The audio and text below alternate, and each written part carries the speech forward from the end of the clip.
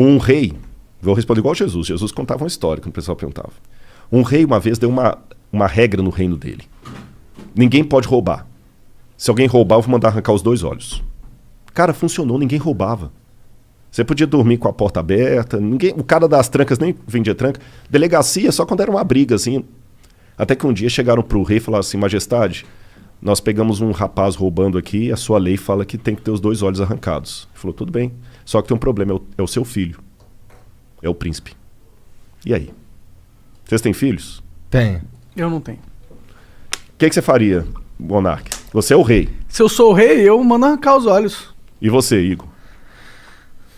Bom, se eu sou o rei, se eu sou o Igor, eu ia apoiar. Não, minha filha não, irmão. Todo respeito aí. Eu perguntei de propósito. Mas se eu sou o rei... Você é o rei, Igor, e pai da sua filha ao mesmo tempo. Então, é que se eu sou o rei, eu preciso mandar arrancar os olhos, né? Você arrancaria mesmo da sua filha?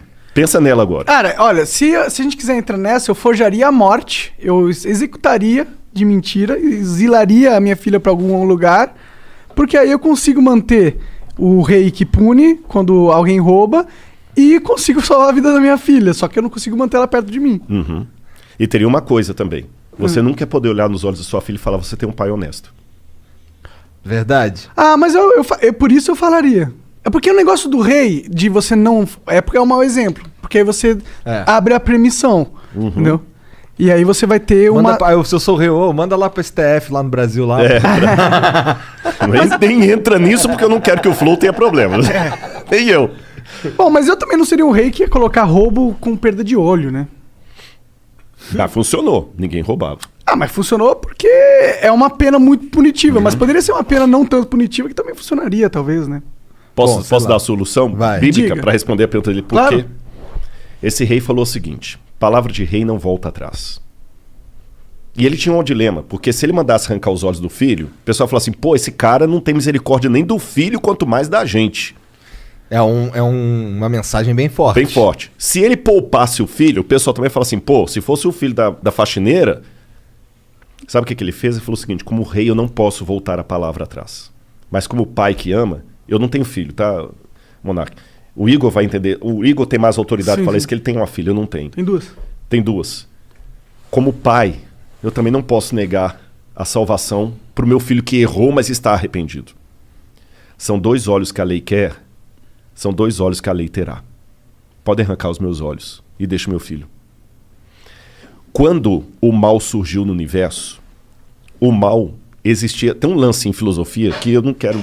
Vou tentar mastigar para ficar mais fácil. Vocês ouviram o Pondé aqui, com muito mais propriedade do que eu, que chama-se metafísica. Foi a matéria mais difícil que eu estudei em filosofia. Metafísica é a doutrina do ser. Tudo que existe primeiro em potência, depois em ato.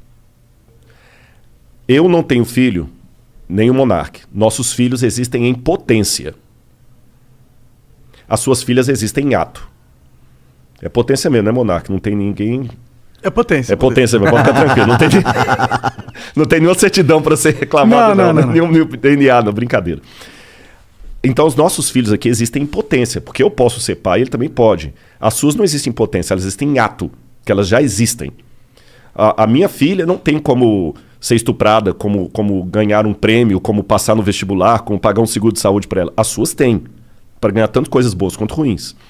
O mal, como potência, passou a existir no universo a partir do momento em que Deus não obrigou nenhum filho a ser fiel a ele. Eu criei vocês e vocês estão livres. Só que sigam as minhas leis para que tudo dê certo. E aí, com a ruptura que houve no universo cósmica, a lei de Deus foi quebrada. E a punição era que o pecado passou agora de potência a ato. Ruptura cósmica? Ruptura cósmica. Porque o universo estava numa harmonia que foi quebrada. Você entendeu? Não era plano de Deus que criança e leucemia estivessem na mesma frase. Não era plano de Deus. Deus não queria isso. Deus não queria a pancada que você ganhou no seu carro hoje. Deus não queria isso. Mas aconteceu. Ele sabia que ia acontecer. Aí alguém fala, pô, sacanagem, se ele sabia, por que ele deixou?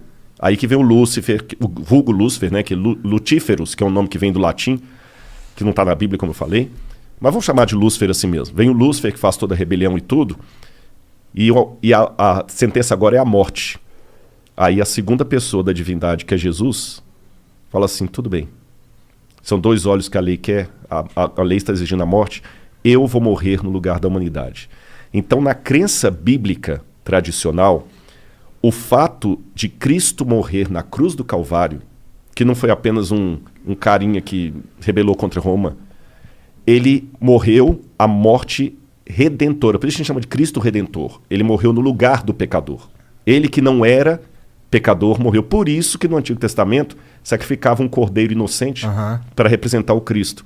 Ele morreu. E é graças à morte dele que hoje, se algum de vocês receber uma notícia ruim de morte, eu tenho algo de esperança para falar, concreta, real. Só uma notinha antes da gente continuar aqui, eu quero só botar agora, tudo que eu falo, eu gosto de pensar também com a cabeça do nosso ouvinte aí, que de repente não tem a base religiosa, que eu falo, esse cara tá falando tonteria, né? Se eu falasse aqui com vocês da teoria de Kardashev, Que é? Kardashev foi um físico russo, respeitadíssimo, que criou a hipótese que existem civilizações muito avançadas, muito mais avançadas do que a nossa, e cada uma dessas civilizações, ela usa melhor a energia do universo deles. Faz sentido. Né? É o que tá acontecendo com a gente, né? Exatamente. Devagarzinho. Só que ninguém viu essas civilizações. Uhum. Mas ele fala, existem, elas estão lá, e elas nos observam. Kardashev... Segundo a teoria do Kardashev. De que ano que ele viveu? O Kardashev é do início do século XX, 1920, 1930, É moderno. por aí, é moderno. Ele é contemporâneo da época de Einstein, aquele pessoal todo lá. Entendi. Então, quer dizer, o Kardashev, quando ele coloca isso, se eu falar da teoria de Kardashev numa faculdade de física, ninguém vai rir da minha cara. Só qual que é a prova empírica, matemática, científica que eu tenho disso aí? Zero. Mas se eu falar de Deus e de outros mundos, aí parece conto da carochinha. Por isso que eu fico muito... Pô, de fato, na boa, eu fiquei muito legal de vocês terem me chamado aqui, porque vocês não têm preconceito. Você entendeu? Não tem, mas dependendo do lugar que eu for, se eu falar da teoria de Kardashev, que é muito, muito louca, você entendeu? Pessoal, que legal, pá. Mas se eu falar de anjo, de céu, de plano superior, de potestades, aí, né, esse cara é biruta. Então, na verdade, o Kardashev está falando a mesma coisa da Bíblia, só que numa linguagem acadêmica que todo mundo aceita. E para mim, como acadêmico, antes de ser pastor ou crente, eu falo para você, faz um sentido medonho o plano da salvação em Cristo Jesus. Sabe? Faz um sentido medonho. E ele mudou minha vida.